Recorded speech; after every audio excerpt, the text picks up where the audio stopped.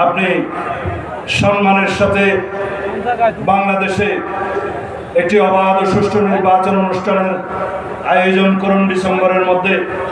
যেই কথা আপনি আমাদেরকে দিয়েছিলেন, সংস্কার এবং বিচার চলমান প্রক্রিয়া সেটা চালু থাকবে, যারাই সরকারে আসুক।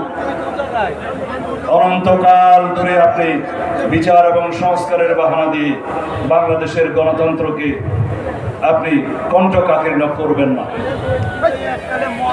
যাদের কথায়, যাদের পরামর্শে আপনি বিভ্রান্ত হচ্ছেন, সেই ফ্যাসিবাদের দূষকদেরকে আপনার উপদেষ্টা পরিষদ থেকে অপসারণ করুন। আমরা আগেও বলেছিলাম, আপনার উপদেষ্টা পরিষদে আওয়ামী ফ্যাসিবাদের দূষর আছে, আমরা চিহ্নিত করে দিয়েছিলাম। এখন কিছু বিদেশিদের দূষর আছে, আমরা এখন তাদের অপসারণের কথা বলছি। আর যারা এনজিও মার্কা উপদেষ্টা আছে, যারা আপনাকে পরামর্শ দিচ্ছে, বাংলাদেশের জনগণের কথা শোনার প্রয়োজন নাই, তাদেরকে আপনি অপসারণ করুন।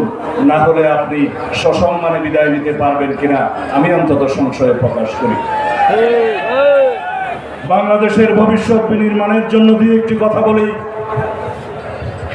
আমরা বাংলাদেশের অর্থনৈতিক মুক্তির লক্ষ্যে গণতান্ত্রিক সংস্কারের মধ্য দিয়ে, রাষ্ট্রীয় কাঠামোর গণতান্ত্রিক সংস্কারের জন্য, সংবিধানের গণতান্ত্রিক সংস্কারের জন্য বহু পূর্বে, এই সরকার আসার অনেক পূর্বে ১.৫ বছর আগে ৩১ দফা প্রণয়নের মধ্য দিয়ে বাংলাদেশের মানুষের সামনে একটি আধুনিক গণতান্ত্রিক সমৃদ্ধশীল বাংলাদেশের স্বপ্ন দেখিয়েছিলাম।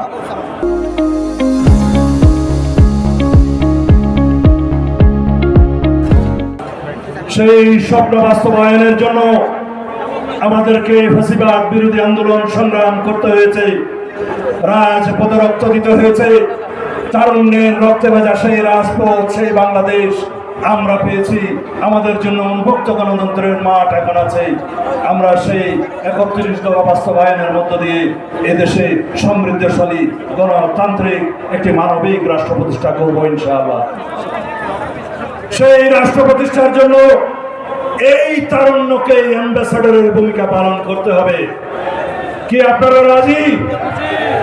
আপনারা সেই বাংলাদেশ চান, যে এই বাংলাদেশে কোনোদিন ভোটের অধিকারের জন্য রক্ত দিতে হবে না, যে এই বাংলাদেশে কোনোদিন গণতান্ত্রিক অধিকারের জন্য লড়াই করতে হবে না, যে এই বাংলাদেশে কোনোদিন স্বাধীনতার সার্বভৌমত্বের জন্য লড়াই করতে হবে না, যেই বাংলাদেশ হবে আমাদের ভবিষ্যৎ প্রজন্মের বাংলাদেশের জন্য উন্মুক্ত, স্বাধীন, নিরপেক্ষ, গণতান্ত্রিক, মানবিক, সাম্যভিত্তিক বাংলাদেশ।